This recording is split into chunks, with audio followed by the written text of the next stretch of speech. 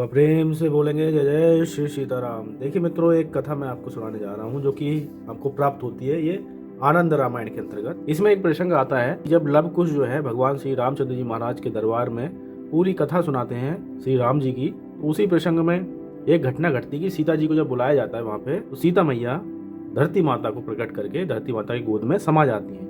इतना तो हमने रामानंद सागर जी की रामायण में भी देखा था, लेकिन उसके आगे कथा ये देखने को ये मिलती है कि जो सीता मैया धरती में समा गई थी, उसके बाद जो है भगवान श्री रामचंद्र जी महाराज क्रोध करते हैं, तो यहाँ पे धरती माता पुनः सीता मैया को वापस करती है। ऐसा जो है यहाँ पे वर्णन मिलता है। जबकि रामानंद सागर की जो आपने रामायण देखी थी वहाँ पे जो है धरती माता सीता जी को वापस नहीं करती है, लेकिन यहाँ पे वापस करती है। साथ ही साथ सीता मैया अपने पुत्रों का विवाह भी करती हैं आगे। ऐसा वर्णन जो है देखने को मिलता है आनंद रामायण में। तो वही कथा देखिए आनंद पूर्वक पढ़ते हैं, देखते हैं। यहाँ पे 8वां सर्ग है ये आनंद रामायण का जन्म कांड का। तो देखिए यहाँ पे कथा कौन कौन सी है। लव कुश का ब्रह्मचारी के वेश में श्री राम दरबार में जाकर श्री रामायण की कथा सुनाना।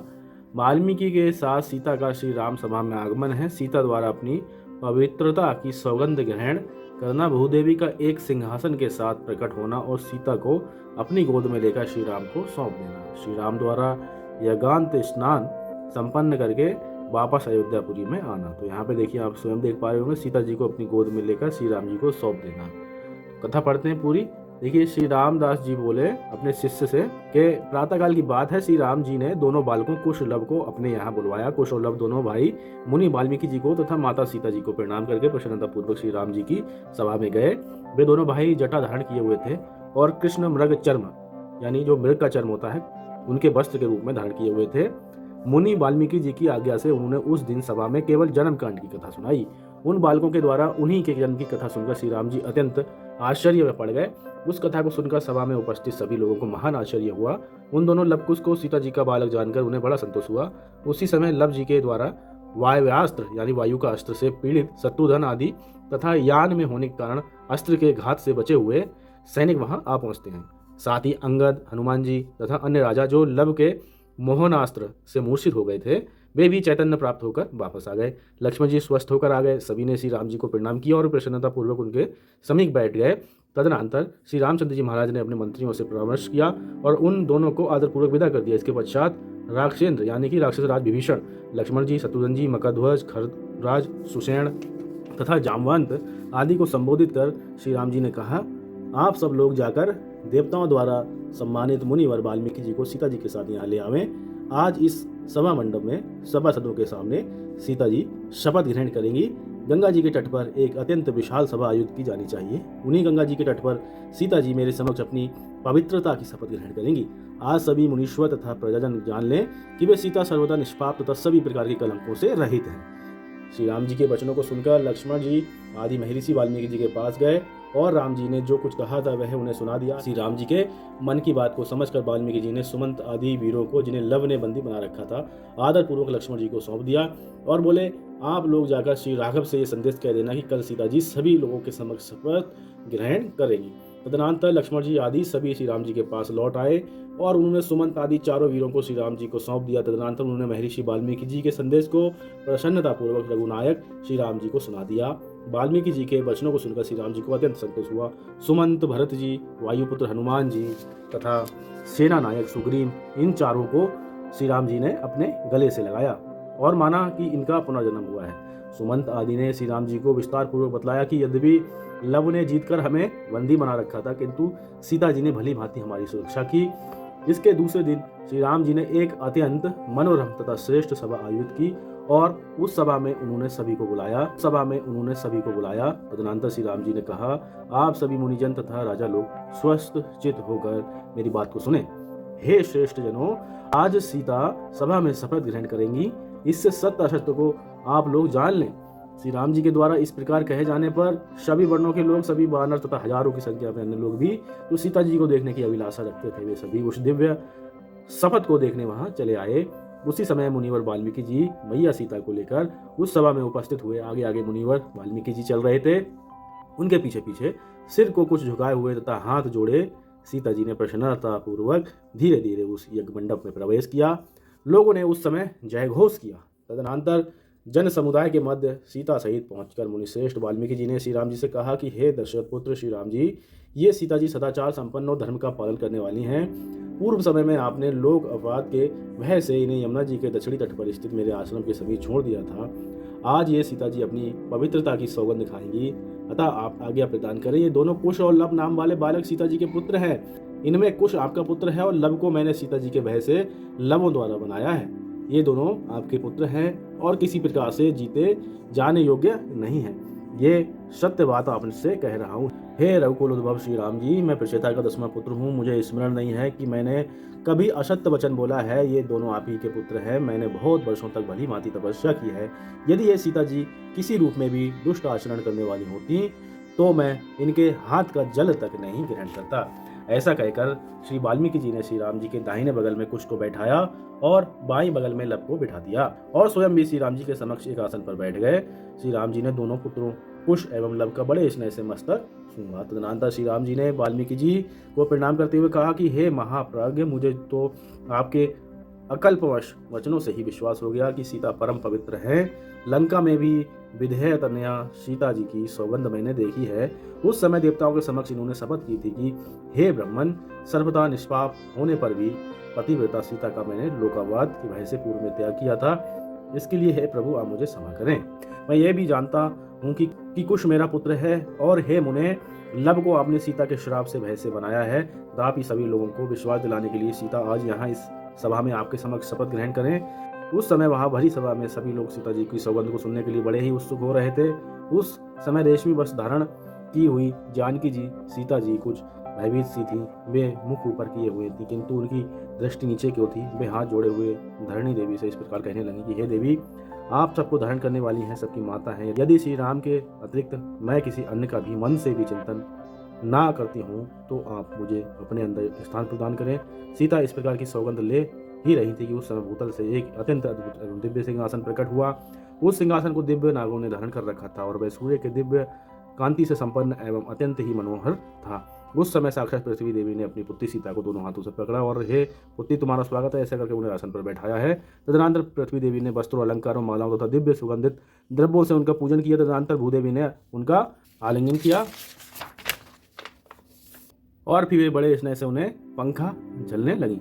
तदनंतर सीता सहित वह सिंहासन धीरे धीरे पृथ्वी के अंदर प्रविष्ट होने लगा। उस समय सिंहासन पर बैठी हुई वैदेही को रसातल में प्रविष्ट होते देख आकाश में स्थित देवताओं की स्त्रियां शीघ्र ही उन पर लगातार फूलों की वर्षा करने लगी। देवता साधु साधु इस प्रकार की ध्वनि करने लगे। सीता जी की उस प्रकार की शपथ का प्रभाव देखकर अंतरिक्ष तथा भूमि के सभी स्थावर जंगम प्राणी आश्चर्यचकित हो गए। भूदेवी की बात को सुनकर सभी लोग तथा वानर आदि आपस में बातें करने लगे। कुछ लोग अत्यंत चिंतित हो गए, कुछ लोग ध्वनि में निमग्न हो गए, कुछ लोग श्री राम जी की ओर देखने लगे और कुछ अचेत से होकर सीता जी को देखने लगे। मुहूर्त मात्र के लिए वहां सभी अचेतन और अचेतन की भांति स्तंभ से हो गए। सीता जी को भूमि में प्रविष्ट होता देख सारा जगह सम्मोहित हो गया। उसी समय जब सीता जी सिंहासन सहित भूमि में प्रविष्ट हो रही थी, ये देखकर शीघ्र ही श्री राम ने अपने बाएं हाथ से सीता को और एक हाथ से भूदेवी को पकड़ लिया और फिर वे रघुनंदन श्री राम इस प्रकार से पृथ्वी की प्रार्थना करने लगे कि हे देवी, आप सभी लोगों की उत्तम निवास भूमि है। आप समस्त जगत की एकमात्र माता हैं और निरंतर आप महान जलराशि के ऊपर स्थित रहती हैं। आप पुण्य स्वरूपा हैं तथा सभी लोगों को धन प्रदान करती हैं। आप अपने गर्भ में अनेक प्रकार की औषधियों को धारण करती हैं और समस्त विश्व को तृप्ति प्रदान करती हैं। आप ही दुर्गा हैं, आप ही स्वरों की अधिष्ठात्री देवी माता सरस्वती हैं और आप ही कल्याणकारी मुझ विष्णु की प्रियतमा महालक्ष्मी जी हैं। आप मेरी ही शक्ति है और मेरे द्वारा ही आपका सृजन हुआ है। आप अपने उदर से अनेक प्रकार के रत्नों को प्रकट करके प्रेम पूर्वक लोगों को सदा प्रदान करती हैं। हे देवी, आप मुझ पर प्रसन्न हो, अन्यथा आप पर मैं क्रुद्ध होऊंगा। तो इसी समय देखिए श्री रामदास जी बोलते हैं अपने शिष्य से कि महात्मा श्री राम द्वारा विनय पूर्वक इस प्रकार की प्रार्थना किए जाने पर भूदेवी द्रवित नहीं हुई और वे सीता जी को धीरे धीरे भूमि के अंदर प्रविष्ट होने लगी। उन्हीं भूमि के अंदर जाते देखकर श्री राम जी क्रुद्ध हो गए, उनकी आंखें लाल लाल हो गई। वे लक्ष्मण से बोले कि हे लक्ष्मण, मेरा धनुष लाओ, मैं इन पृथ्वी देवी को दंडित करता हूँ। मुझे सुतीक्ष्ण बाण से भयभीत होकर ये सीता को मुझे सौंप देंगी, मैं इनका वध करना नहीं चाहता। श्री राम की आज्ञा से लक्ष्मण धनुष ले आए। उस धनुष को हाथ में लेकर उन्होंने उसकी प्रत्यंचा चढ़ाई और वे पृथ्वी देवी लक्ष्य कर बाण का संधान करने लगे। उस समय महान आंधी चलने लगी, समुद्र की लहरें आकाश को छूने लगी, अंतरिक्ष से तारागण टूटकर पृथ्वी पर गिरने लगे, दिशाएं धूली भूषित होने लगी, पृथ्वी कांपने लगी और वे देवी पृथ्वी बार बार रक्षा करो इस प्रकार से कहने लगी। उन्होंने अपने दोनों हाथों से सीता जी को पकड़कर श्री राम जी की गोद में बैठा दिया और फिर वे श्री राम जी के चरणों में सिर झुकाकर प्रणाम करने लगी। उस समय आकाश में देवता विविध भागों की बजाने लगे। वे अत्यंत प्रसन्न होकर श्री राम जी और माता सीता पर फूलों की वर्षा करने लगे। अपने चरणों में पड़ी हुई भूदेवी को देखकर श्री राम जी का क्रोध शांत हो गया। उन्होंने धनुष बाण को एक ओर रख दिया और प्रभु श्री राम जी ने अपने हाथों से पृथ्वी देवी को उठाया है। भूदेवी ने पुनः श्री राम जी को प्रणाम किया, उन्हें प्रसन्न किया। तदनंतर वह सुवर्ण में उत्तम सिंहासन सीता जी को प्रदान करके उन्होंने सीता जी की स्तुति की। सीता जी ने भी उनकी पूजा की है। तदनंतर सीता जी की आज्ञा लेकर और श्री राम जी की अनुमति प्राप्त कर पृथ्वी देवी क्षण भर में अंतर्ध्यान हो गई। उस समय सभी लोगों ने सीता जी का पुनर्जन्म हुआ ऐसा माना। उन सभी ने सीता जी की जय जयकार की और पृथक पृथक रूप से उनकी पूजा स्तुति की। श्री राम जी भी अत्यंत प्रसन्न हो गए। उस समय उन्होंने अनेक प्रकार के दान दिए। चारों ओर से 9 बाघों की ध्वनियां बजने लगी, नृत्यकियां नृत्य करने लगी और बंदी एवं माधव जन सीता जी और राम जी की स्तुति प्रार्थना करने लगे। तो इस प्रकार यहाँ पे देखिए वर्णन आता है कि सीता जी को धरती माता ने पुनः जो है वापस किया है, जबकि रामायण आप देखेंगे रामानंद सागर जी की तो वहाँ पे ऐसा वर्णन नहीं आता है। आगे देखिए और कथा आती है। जाह्नवी के दक्षिणी तट पर जहाँ सीता जी ने सौगंध ग्रहण की थी वह स्थान सीता कुंड नाम से अत्यंत पवित्र एवं प्रसिद्ध तीर्थ बन गया। श्री सीता जी के उष्ण उच्छ्वास लेने के कारण पाताल से निकला हुआ पुण्यप्रद वह जल आज भी अग्नि के समान अत्यंत गर्म रहता है। इस तीर्थ का नाम जानकी कुंड भी है। इस तीर्थ के नाम स्मरण मात्र से सभी प्रकार के भयों की निवृत्ति हो जाती है। इस संसार में अपने पति के आयुष की वृद्धि के लिए स्त्रियों को इस तीर्थ में अवश्य स्नान करना चाहिए। तदनंतर सीता और पुत्रों लव और कुश सहित श्री रामचंद्र जी महाराज ने वस्त्र तथा अलंकारों से सुसज्जित होकर अत्यंत प्रसन्नता पूर्वक पूर्व के यज्ञों के अंत में किए जाने वाले अभिव्रत स्नान के समान ही आज विस्तार पूर्व बड़े ही महोत्सव के साथ अभिव्रत स्नान संपन्न किया। इस प्रकार रघुनाथ जी श्री रामचंद्र जी महाराज ने 100 अश्वमेध यज्ञ को पूर्ण रूप से संपन्न किया। इसके पश्चात उन्होंने लब के भी जात कर्म आदि संस्कारों को विधि पूर्वक संपन्न किया, भक्ति पूर्वक देवताओं की पूजा की और विविध प्रकार के दान दिए। तदनंतर उन्होंने समागत मुनीश्वरों की पूजा की और फिर विविध देशों से आए हुए राजाओं को सम्मानित किया। राघव श्री राम जी ने महाराज जनक तथा महारानी सुमेधा का भी पूजन किया। तदनंतर उन्होंने यज्ञ में पधारे हुए सभी ऋषियों ऋत्विकों तथा ब्राह्मणों को बड़े ही आदरपूर्वक धन आदि प्रदान कर संतुष्ट किया और फिर भी उन्हें विदा किया।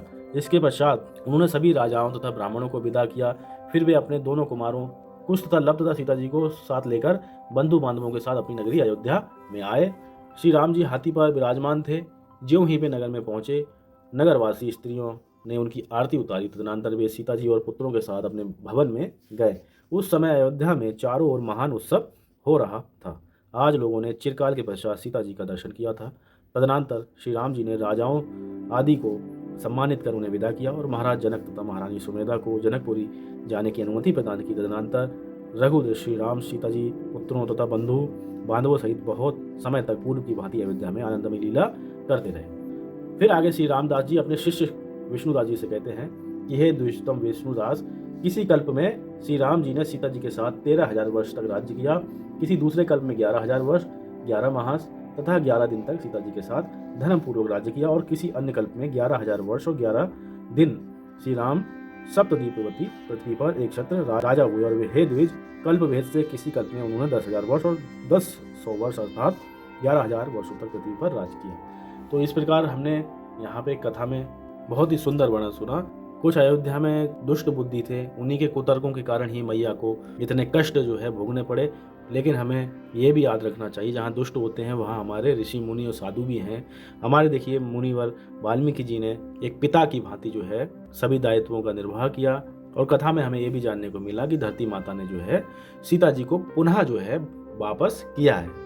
जबकि हम रामायण देखते हैं जो कि रामानंद सागर जी की है, वहाँ पे ऐसा वर्णन नहीं मिलता है, क्योंकि वहाँ पे दिखाते हैं कि धरती माता ने एक बार सीता जी को अपनी गोद में बिठा लिया तो वो धरती में चली गई, फिर वह दोबारा नहीं आती है। लेकिन यहाँ पे देखिए काफ़ी विस्तार से बताया गया है कि धरती माता ने उनको वापस भी किया है और वे अयोध्या भी आए हैं और सुखपूर्वक रहे भी। मित्रों, मिलते हैं और किसी ज्ञानवर्धक वीडियो के साथ में। ख्याल रखिएगा अपना। एक बार प्रेम से बोलेंगे जय जय श्री सीताराम।